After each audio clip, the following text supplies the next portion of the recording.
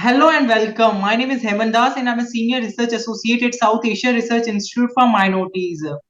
Today, I have the honor of interviewing one of the most renowned scholars, author in the field of philosophy and the rhetoric, Dr. R. Stroud, an associate professor at the University of Texas at Austin. Dr. Stroud has dedicated his career to exploring the continuous connection between communication, ethics, and social justice. In addition to his broad expertise in the field of rhetoric, Dr. Stowe has a particular interest in the work of P.R. Dr. Ambedkar, the iconic Indian social reformer and philosopher. Through his research on Ambedkar, Dr. Stowe explores the intersection of rhetoric, pragmatic, and social reconstruction, shedding light on the important role of the communication in bringing about the meaningful change in the society. In this interview, I have the pleasure of delving into the Dr. Scott's insights on the power of rhetoric in the context of Dr. Ambedkar's work and Dr. Devi's work. We explore the ways in which communication strategies were employed to challenge the social injustice and pave the way for a more equitable society. We also discuss the enduring relevance of Dr. Ambedkar's ideas in today's world and the potential of communication to continue to drive social change. I'm happy that you have joined for enlightening and thought-provoking conversation with one of the leading experts in the field of philosophy and rhetoric and social justice. This episode and interview promises to be a fascinating exploration of the intersection between communication, ethics, social change, caste, and enduring legacy of B.R. Ambedkar in the field of rhetoric. Without any further ado, let's dive into the question. Doctor, while going through your book that you have shared, it was really interesting and fascinating that what you have written. My question is, can you please give the overview of B.R. Ambedkar's life and career and how he became one of the most important figure in the Indian intellectual history? How did Ambedkar's pragmatic philosophy develop over time, and how did it reflects his experience as a Dalit in India? Yes, Ambedkar's life is hard to summarize, but everyone that tackles B.R. Ambedkar has to kind of give an image of the whole. And what impressed me was, his kind of strength and willfulness in overcoming so many obstacles. From his earliest days in school, where he was asked to sit outside, or he couldn't put his lunch in the same place as the other kids, to later on at Columbia, where he had to scrape by on a small amount of money, to his legislative battles later on in the 40s and the 50s. So Ambedkar's life has been a life of struggle, a life of trying to make society better, more optimized, more just. And so, this is kind of the parameters I'm focusing on. And, the spot I really zoom in on is 1913 to 1916, where he went to Columbia University for some reason. It's tough to figure out why the Gaikwad of Baroda sent him there. I think it's because the Gaikwad had a penchant for American education and not for British education. But for whatever reason, Ambedkar ended up in some of the most progressive classrooms of his day. And right there is when he ran into this guy, John Dewey, a major American philosopher who would have impacts later in China. But, no one had told the story to my liking, where, they detailed how Ambedkar and Dewey connected, how they related, how their thoughts were kind of interrelated. So that's kind of what my book really focuses in on. There's some great biographies out there now that look at the whole story, but my book contextualizes in that whole story, but really focuses in and starts with his connection with John Dewey, and then how it ripples out through his whole life. And I'm sure today, in today's interview, we'll talk more about how that ripples out. But needless to say, there's a story there, and no one has really dug into it. I was always, I'm a specialist in John Dewey. And when I came to the Ambedkar scene, I knew that Dewey had a student named Ambedkar, but no one could go deeper. Everyone pointed at the letter to Savita Ambedkar, where Ambedkar said, "I owe my whole life to John Dewey." But no one explained that or went into any evidenced account of that. So that's one thing that my book, The Evolution of Pragmatism in India, is trying to do. If you wanted to say what that relationship was, here's 120,000 words to dive into it. I mean, you have beautifully explained in your book the work of John Davy and Dr. B.R. Ambedkar, which is really impressive. Most of the authors do not narrate in that way. That was really impressive. With that, my second question is, can you talk about the key principle of Dr. B.R. Ambedkar's pragmatism and how they differ from other form of pragmatism? How did Ambedkar's philosophy of social justice and equality relate to his work as a political activist and a leader? Yes, I mean that's one thing that I've talked to many folks in India who know about Ambedkar and are interested in the Dewey connection. And one of the kind of objections I get is, well, he wasn't a pragmatist; he was a Buddhist. And so the case I try to put out in my book, and I've tried to put out in my articles throughout the years, is look, no one is one thing, and if anyone should ever resist that sort of essentialism, it should be a Buddhist like Bhimrao Ambedkar. So there's a sense where Ambedkar was a lawyer, he was an activist, he was a politician, he was a Buddhist, and there's also a sense in which he's a pragmatist. I want to add that to the list. And so when I, in my book, in my talks, talk about Ambedkar as a pragmatist, I don't mean to exclude other kind of descriptors. What I mean to do is to draw into focus all these details that other people haven't really paid attention to or noticed, and say, let's talk about him in light of those details. And of course, when someone else zooms in on his legal career or his career as a Buddhist evangelist in his last 10 years, let's say, they pull on a different set of. So this is one thing that I smile at. When people think that there's a zero-sum battle. Is Ambedkar this one thing or is he that thing? He contains multitudes and he can be described different ways. Now, what do I mean when I call him a pragmatist? I mean a combination of two things. One, there's a sense where if you're a pragmatist, it places you in a historical line of some sort of influence. That means people that you've read, people that you might have taken classes from, people that you might disagree with, and form your philosophy in relation to that disagreement. So that's, if you read carefully my book, right, you'll see that there's a lot of new details about how he read and disagreed with or ignored Dewey. So that's kind of the historical story, how his philosophy has some reference at some important points to John Dewey's philosophy. Now, there's another sense. Like in 1938, Ambedkar authors an article, Is Gandhi a Mahatma? And, of course, Ambedkar was very negative towards Gandhi in some ways. And in this article, he says no. And then he says Buddha had some of these ideas before Gandhi. And then he has this line, the Buddha was the first pragmatist, or the Buddha was pragmatic about truth and ahimsa. So there's a sense where you can call the Buddha a pragmatist. Now, obviously not in the first case, right? Because Buddha's not taking courses from Dewey. Dewey's not taking courses from Buddha.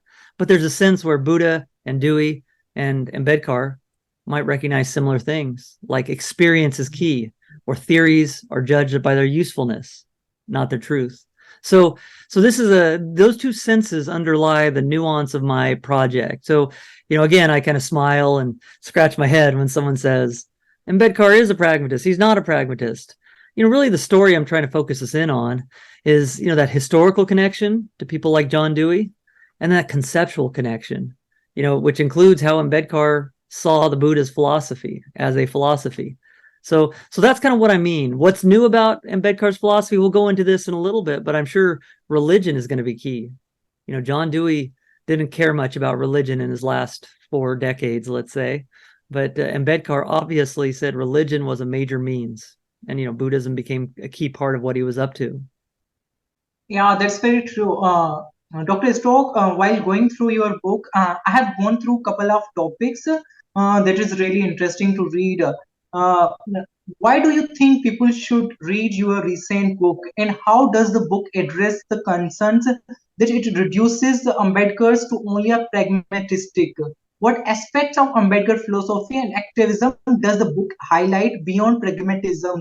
Yeah, I mean, really the book starts with the most comprehensive ever account of Ambedkar and Dewey, including I find out what classes he teaches. I found out which classes Dewey taught from those. I find the notes from Ambedkar and his classmates. I find Dewey's lecture notes for those exact days. So, this is one thing I've always wondered why, everyone says education mattered to Ambedkar, yet no one ever can get in that black box of what his classrooms had. Now, today, if we had TikTok, right, or if Ambedkar had TikTok, you'd see what he was up to, or Twitter, we'd see what he ate for lunch. But, so could we get more details about what he heard from these teachers that we say are so important? And to my knowledge, I believe my book's the only one that has gotten inside any of those classrooms. And so, like I said, I go through in a very detailed fashion what he heard on a day-by-day basis in Dewey's class. What Dewey planned to tell his class on a day-by-day basis. So it starts with that incredibly detailed story, which I think is very unique. And by the end, I scope out and I try to give an image of Ambedkar's philosophy. Everyone's talking about Ambedkar's philosophy, right? And we've heard so many people unwrap what's in the annihilation of caste. And so I try to do something slightly different. That what they are up to is fine. I don't mean to exclude that. But if you say he's a pragmatist and you want to zoom in on that kind of way of talking about him, what would you find? So by the end of the chapter, I give a vision of Ambedkar's pragmatism that I think will be very helpful to people in the West who want to place him as a philosopher, right? This is one thing we often do with philosophers. We put them in some kind of context. Are they idealists? Are they realists? And Ambedkar might get placed into anti-caste, but he's so much more than just anti-caste. He's a philosopher of democracy in his own right, and he's a pragmatist. So that's one thing I think is unique about my book.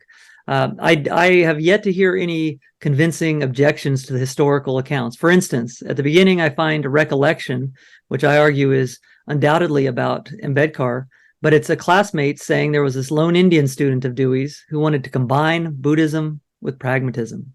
And this I date this recollection to be referring to about 1915 or 1914. And, so that really changes the stories we tell about Ambedkar, right? Because people will say, he liked Dewey, then he replaced it with Buddhism later. But, if that Adler-Blum recollection is right, young Beam was there in Columbia, infatuated with Buddhism and infatuated with Dewey's pragmatism and democracy. And early on, he wanted to find a way to combine the two. And that's a neat new way of thinking about Ambedkar as not being just one thing, but as being what I think he really is, a synthetic thinker. He loved to combine things. He loved to reconstruct things, and all in the purpose of pursuing democracy and trying to fight caste. Ambedkar was born as a Dalit. Then he converted to a Buddhism. Along with that, he converted 4 or more than that figure converted into the Buddhism. Tell us, what was the reason behind converting the Buddhism? Was that fascinating religion, or is there something that hindered him being the Dalit? Well, obviously, he conceptualized Buddhism as a pro-democratic philosophy, a religion philosophy. They're kind of the same in his mind. And, and he also conceptualized Buddhism as a means to talk to others about how to be, what he considered more democratic. I mean, the thing you have to think about here is, what does he mean by democracy? And that's why I think Dewey is such an essential part. What Dewey thought as early as 1916 or even 1888, he had an early essay called The Ethics of Democracy, but Dewey is kind of famous for this idea of democracy is a habit. Later in his life, he says democracy is a way of life. But notice that that's not just saying democracy is about constitutions and voting and political leaders. So Ambedkar, I think, loved that idea, the idea that democracy was about how we form community with people we're around. And why did he love that? Because it diagnosed precisely the problem that he felt with caste oppression, right? Caste was a way of breaking up communities. And you can pass laws against caste, but it's a mindset, right? So I think the Deweyan view, which didn't have much reference to caste, the Deweyan view of democracy mapped on to what Ambedkar wanted and what he wanted to fix when it came to caste. So you get this, theme throughout most of Ambedkar's life, including when he turns to Buddhism, that democracy is a way of living and adjusting ourselves to others, including people we don't agree with always. And so it's just a fascinating new way of thinking about what a lot of these pragmatists, even though they're different, all the pragmatists thought differently, right? And this is another thing some of my critics don't get. Dewey and James and Peirce, all radically different thinkers. But one thing they tended to have in common was that there are certain better ways of forming community and there are certain bad ways. And totalitarianism is a bad way. Democracy, people all mattering in the decisions, that's a better way. So this is one thing I think Ambedkar saw and extended with this unique reading of Buddhism. Dr. Scott, while going through your book, I examined that the rhetoric strategies employed by Ambedkar and Devi in their respective project of reconstruction. What are some of the key similarities and differences in their rhetoric approaches, and what insights can we gain from comparing these two figures? Yeah, I mean, I've long respected Dewey's philosophy, but when I came across Ambedkar about 10 years ago, I saw in Ambedkar a form of pragmatism that I always wanted in Dewey. Ambedkar has this very rich, socially engaged pragmatism. It's a pragmatism that goes hand in hand with Ambedkar's rhetorical activity, his speaking. I mean, this is one thing, Dewey was not a powerful speaker. He was not a powerful advocate. He was not a powerful leader. Ambedkar, of course, was a very powerful leader. So, and a great speaker, right? Ambedkar would command audiences of 30,000, 500,000. So this is one fascinating thing to think about, is how they differed in terms of their, theories, but also in terms of their rhetoric, their practices of argument. And when I talk about rhetoric, I don't mean manipulation. What I mean is how you can adjust your message to the audience and the goals you want. So if you're trying to convince, let's say, quote unquote, upper caste performers, here's how you can adjust a message for those people versus your Dalit audiences. And very few people talk about Dewey as a rhetorical figure in that sense. Very few people, none really, talk about Ambedkar in that sense. But I think it's key, because Ambedkar's message, like let's say in the 50s to his Dalit audiences, was radically different on Buddhism, or different emphases, than his message to the international audiences in the 50s in Burma, the World Federation of Buddhist Conferences, these kind of events. Because those Buddhists were not oppressed, but they might be more concerned with communism versus democracy, that debate. The Dalit audiences, right, were feeling the pinch of caste oppression. So, Ambedkar, his messages to them was very simple and straightforward. You have the power to choose your religion. Why not choose a religion that gives you equality? And so he proposed Buddhism to these folks. So he's talking about Buddhism, but in different ways. One as an alternative to communism sweeping Asia, and the other as a personal faith that can give them self-respect, which for Ambedkar, I think, was the precursor to demanding respect from others. For Ambedkar, caste was pernicious because it convinced you weren't worthy of respect from others. So this is kind of, what I see as interesting about Ambedkar is he pushes that reconstructive path into his own actions as a speaker, as a leader. It really matters a lot in South Asia from which caste you belong. Even Ambedkar was Dalit. He had the fair share of discrimination and the discrimination. How did Ambedkar, can you explain the challenges of Ambedkar faced in promoting his ideas, being as a Dalit, particularly in the relation of caste discrimination and social inequality he faced? Yeah, of course, the accounts of his life detail a lot of his hardships. But I mean, even when he had made it, right? Even when he was, after the Southborough Committee and the Simon Committee, when he was the kind of identified leader of the Dalits, even Gandhi said, "Oh, I thought he was a Brahmin." He was still mistaken as not coding as that which he was, which was from the oppressed classes. So part of that was good, right? I mean, he was able to transcend the limits that most of his fellow, quote unquote, untouchables, were saddled with. On the other hand, it shows you the continuing struggle. You're not supposed to speak like that if you're a Dalit. That's how a lot of the politicians of his day thought. And so this is kind of the challenge for Ambedkar. He transcends the limits of his day, which is a good thing. But on the other hand, he continued to face resistance precisely because he didn't fit the expectations. And so a lot has been made of his dress, right? You can find many pictures of him in, Indian garb, more traditional Indian garb.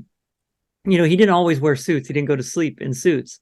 But, oftentimes in public, when he knew he was going to get photographed or give a speech, he would make the conscious decision to wear a suit, because that wasn't what, his people were supposed to look like. So he was in some ways deliberately transgressive. And so this is a matter of rhetoric in my book, So, for instance, the annihilation of caste speech, no one has really pondered it much, but in some ways, that speech was it would be a very challenging speech. He was talking to a fairly friendly audience, some 20 or 30 members of the Jat Pat Todak Mandal, and they were going to be, they were on his side to some extent, maybe not all the way, but they wanted to reform caste. And he has that shocking speech that he puts in front of them. So this is one thing I've tried to make a point. Pay attention to what his audiences are and how he matches those situations, or when he tries to shock those audiences, and kind of surprise them and push them and stretch them and transgress boundaries, because this stuff matters. He was a very complex figure. Ambedkar was a prominent figure not just in South Asia but beyond. How his Ambedkar's philosophy of pragmatism continues to influence the Dalit movement and a broader social justice movement in India, and what impact it has had on Indian society as a whole. Yes, I mean, most people in India know about Ambedkar. There's some part of his life, right? So that kind of influence, that kind of general knowledge is slowly expanding outside of India. That being said, Ambedkar is often taken as a icon, a symbol of equality, a symbol of Dalit assertion. He's a religious leader in many ways. You go up to Lucknow at the Ambedkar Memorial Park, which I visited a few years ago, and you see a plaque behind the famous, Abraham Lincoln type posed statue of Ambedkar in the stupa. The plaque says the Bodhisattva Bhimrao Ambedkar. So some might even consider him an incarnation of the Buddha. So he's this, powerful figure, amongst all his complexity. So many of those ways of talking about him are, kind of haloed in this incredibly important, civil rights, religious aura. And so that's a challenge for scholars, right? Because some people, everyday people who don't care about scholarship and classes, teaching and such, they look at Ambedkar as this religious figure. And, part of my mission has been to honor that instinct. And part of my mission has also been to introduce Ambedkar into Western academia, the people that read me at least, as a figure that we ought to include and study. And sometimes there's a tension between those two, because how you study someone is not the same as how you revere someone. So, but I think in general, over the next 10, 20 years, more scholars are going to talk about Ambedkar. More people who are going to see a social message in Ambedkar will spread over the globe. More people will start to see the social message around the globe. And there's going to be some tensions between these two approaches, but I think that's a good thing. The worst thing for people like Ambedkar is for their message to be ignored, or to be overlooked, or to not be seen. So I think it's a great fact that one of India's most powerful thinkers and politicians and leaders has now become more of a global figure. You have worked on a broad spectrum after your book. So you might have faced some challenge while in your research or while writing. So what kind of challenges you have faced, particularly as it relates to engaging with issues of caste, marginalization, and inequality, or any surprising and unexpected aspect of Ambedkar's life or philosophy that you discovered in the course of writing your book, or any visit that you find out from India? Yeah, one thing, I had not been particularly attuned to the problems of caste before I started down this Ambedkar project. And caste is like race. It's something that large societies, India, the US, are coming to terms with. I'm sure Pakistan as well. And there's various ways of trying to understand it. Is it a big problem? Is it a small problem? So there's obviously going to be a lot of discussion over it, and debate, really. And that's fine. That again is so much better than just assuming it is not a problem. Let's not talk about it. That being said, one of the most surprising things that hit me was when I first started, I started where everyone starts with Ambedkar, Annihilation of Caste, the 1936 undelivered address. And that address was always intriguing to me because, how I had been taught in the West about things like colonialism or racism or sexism, is the idea that these are systemic problems. They're institutional problems. They're problems of systems and ideologies, large things. So that, when I saw an Annihilation of Caste, Ambedkar specifically talked about caste as a notion. It's a state of mind. Reforming caste is not a physical change or the destruction of a physical barrier. It's a notional change, an attitudinal change. So when I heard him talk like that, that always struck me as, kind of odd or something different. There was something different about it than the way I would have expected him to talk about it. And this is one thing I've really gained an appreciation for is, sometimes we think we know everything about Ambedkar. For instance, oh, he's not a pragmatist, he's a Buddhist. We have these kind of simple, quick reactions. Oftentimes, I think we want to problematize and pause those reactions. And so, I really thought a lot about his diagnosis of what caste was and why it was a problem in Annihilation. And it was just, it just struck me as dissonant with how we talk about things like racism today.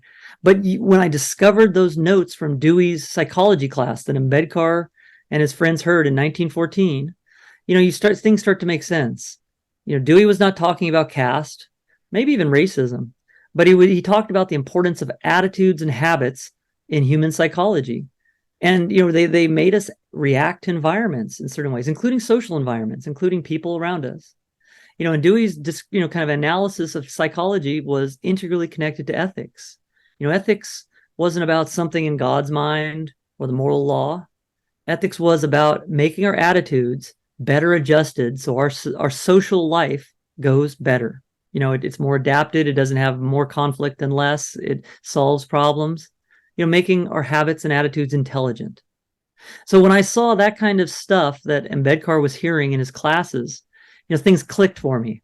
Because what Dewey was saying was the battle of ethics, in large part, was figuring out intelligent habits and intelligent customs. Intelligent meaning better adjusted to form working communities that worked, that solved problems, didn't create problems. So you see how caste then becomes this mental habit. At the group level, you can call it a custom, a custom of the group, but it becomes a habit that creates more problems amongst community members than it solves. It creates strife, it creates hardships, it creates people that want to get equality with other people and not cooperate with them. I mean, it creates not a working community. So this is, that kind of made things, it's a problem in Ambedkar that I saw that I couldn't understand, made it understandable. This idea that he's working in this kind of psychology and he's trying to understand caste in a productive way.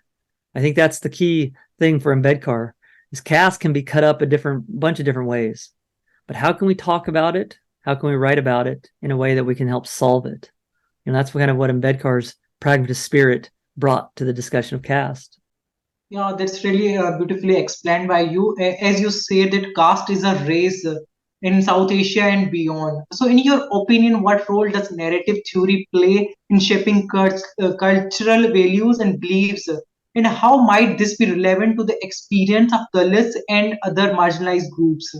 Yeah, I've been engaged with narrative theory and narrative as argument longer than Ambedkar. So I'm glad you bring that question up. But I mean, think of one conception of how humans understand themselves is as narrative beings. I ask, you ask me, who am I? I'll tell you a story, basically, where I came from in America. You ask me how I came across Ambedkar, I'll tell you a story. So we oftentimes posit ourselves as characters in a story. Now, life, unlike a novel, is not finely adjusted. All the parts don't fit in life. There's a lot of odd things in life. Whereas a novel, there's someone putting all those details in there. So this is kind of a loose fit, life and stories. But I definitely think Ambedkar understood himself as a character in this struggle. So for instance, in Waiting for a Visa, those autobiographical essays that were published only after he died, he tells stories that relate his younger years and the events therein to his current struggle. So there's a sense where the past informs the present in a story, and the present looks forward to something in the future. The interesting thing about Ambedkar, though, is Ambedkar would never be content with narratives that disable his power to change the ending. So this is one thing about stories, right? We can tell stories that are deterministic. This is my lot in life, and this is how it has to end because I have no role in it. And, Ambedkar hated that way of thinking about life. I came across a book, in the archives that was owned by Ambedkar. It was from 1948. It was called Karma and Rebirth, and it had no marks in it. There was one mark in it, and it was on the table of contents, so no marks in the text. And in the table of contents, you see Ambedkar in his hand scrawl, what role has will and effort in the law of karma? What role has will and effort in the law of karma? So he writes kind of what he's thinking. And this has been a challenge to my project to kind of get into his head beyond the writings we all have in the collected writings and speeches. And that 1948 book, he's reading that probably right when he's trying to come up with the Buddha and the Gospel, the Buddha and the Dhamma. He's trying to figure out what Buddhism truly has to offer people like him. And so you see what he's thinking. Something like karma places humans in a story with a past and a future that has no role for their efficacy, their agency, their autonomy. You are where you were meant to be born, and maybe your next birth you can slightly improve things. So there's slight agency in there, but not much. And Ambedkar would never have it. He was much too much a force, a willful individual, an agent.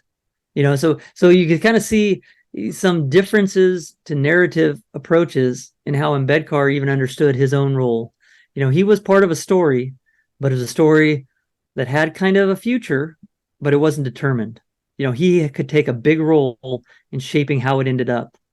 Of course, not everything went well for him. He lost, maybe more elections than he won, but that didn't matter. I mean, the point is his agency mattered insofar as he can adjust the endings of some of these plot lines. So there's a very big story here. And, in terms of Dalits today, right, this is one of the values of Ambedkar, is he becomes this guide, this figure, this symbol in how they tell their own stories. Are they without hope, or are they now where they are because of what he did? You see this in the signature campaign, right? People that have on their social media profiles Ambedkar's signature. I mean, there's a sense where that's a signature, but there's a sense where that's a narrative indicator. I'm part of this story, and I'm going to do my part going forward in this story. So a narrative is a fascinating way to think about Baba Sahib Ambedkar. You worked and researched about the two different personalities and who has different work. How did Ambedkar and Devi ideas on pragmatism influence the political and social movement in India today, particularly with the regards and issues of the caste discrimination? Well, Dewey obviously hasn't influenced, Indian anti-caste movements much, but, indirectly through how Ambedkar took Dewey up. I mean, one thing to think about, I'm slowly working on this as a side project, but Dewey knew about caste. He was not uneducated about caste, but it wasn't his major problematic. Dewey was much more concerned, around 1900, 1915, when Ambedkar got into his classrooms. Dewey's problem was mainly a little bit of race, but the main problem was the idea that schools existed to create workers for the factories. Think of robber baron capitalism. That's what Dewey is kind of fighting in many of his works. And so he wanted a form of education that gave people skills that worked for this job, but then, work for life beyond just the job that they're going to graduate into. So Dewey thought that even factory workers should know about things like the liberal arts and history, and have adaptive skills of problem solving. So Dewey was fighting that battle. Of course, Ambedkar and many people in India today are fighting a different battle, which is, how to destroy this kind of mindset of caste, which, though illegal, is still something that's there. And so this is a challenge. And Ambedkar, of course, speaks much more directly to that legacy. One interesting thing about Ambedkar is, like Dewey, he valued education. But unlike Dewey, he had to adjust the ways of doing education to fit the context of caste. Because if you just had separate but equal schools for different, castes, that would not solve the problem castes, in India or anywhere. So Ambedkar, thinks of what he's doing when he's speaking on Buddhism as a form of education. When he gives shocking speeches to the, like the annihilation of caste, I argue in my book, that's a form of education. So individual advocacy can be educative. One of the key themes of Dewey is that experience itself is educative, and the schools, universities, are useful because they formalize the process of experience. But don't ever think that education only happens in schools, Dewey would say. So Ambedkar runs with that theme. What does he do when he gets back to India in the 1920s? And he stays in India, after London? he starts making hostels. He starts creating educational societies where they educate the whole person. And they have social events, libraries, classroom education. So Ambedkar and Dewey love this idea that education is a lot of the solution to social problems, but they differ on kind of what they're attacking with this solution and exactly how education happens. There are many philosophers in the world.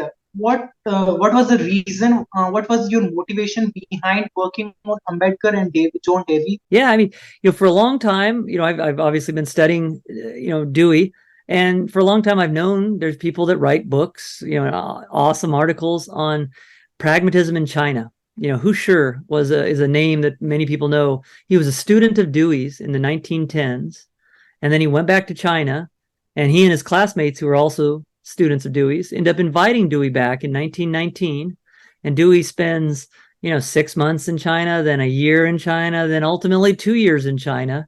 And, Dewey gives 200 some lectures in China, influences Hu Shi's reform movement. Hu Shi, changes pragmatism into a kind of particularly Chinese way of doing this. One of the note takers for Dewey's lectures was Mao. So, after Mao wins in China, Mao launches something like 3 million words in print from Mao's scholars, demonizing Hu Shi and demonizing John Dewey and their views on education and reform. So in some ways, there's this great story out there about pragmatism in China. And in some ways, you could really say pragmatism lost in China. And so, when I learned about Ambedkar, I said, well, wait a minute. Here's this fascinating story of a thinker that not many people in the West know. He was a student of Dewey's. He ends up taking a heavy role in writing the Constitution, which creates the world's largest democracy.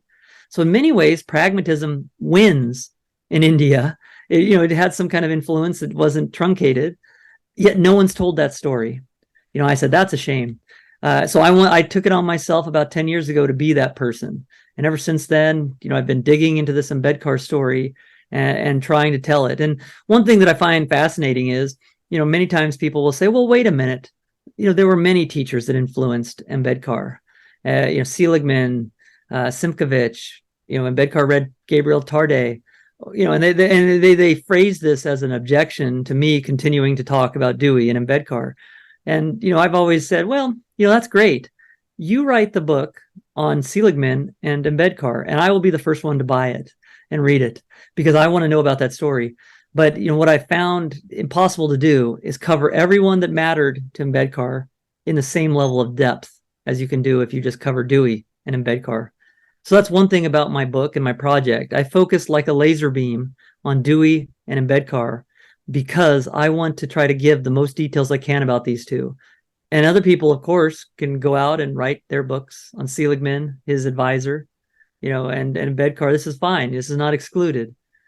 So I often find it odd. Why do people expect every book to cover every influence on Ambedkar? So these are some of the things that surprise me as I go through this project. But one thing that I'm not surprised about is that there's a great story that we can tell on Dewey and Ambedkar. It's just waiting there, and it's the story of pragmatism in India. And you are beautifully telling the story of pragmatism of Ambedkar and John Dewey very beautifully in India and beyond. So, in your book, John Dewey and Artful Life, you explore the connections between artful communication, individual furnishing, religion, and democracy. How does these themes interact, and why are they important to understand? Yeah, that book was was based upon my dissertation, and back then I still am intrigued by Dewey's aesthetic theory, his philosophy of art. And one of the things I saw as powerful about that is that Dewey, on my reading, seemed to be saying that a lot of everyday life could be artful or have a high aesthetic quality. And it doesn't have to have anything to do with the museums. And I think what Dewey was saying was it was our mindset towards things like means and things like ends. So one of his examples was you have someone commuting to work, traveling to work every day, and they say, oh, I see this building. And that just means I'm halfway to a day of work that I don't want to do. And then I have to live through 8 hours of working. So, it's drudgery. The commute is drudgery, and then the day of work is drudgery. And then there, Dewey said there's another way that person could think. They could say, look at the beautiful shape of the buildings as they're commuting to work. They could be absorbed in the present. They can, find ways using attitudes and changing their attitudes to see how what they're going through now matters as much as what they're trying to get to, a paycheck, at the end of the workday.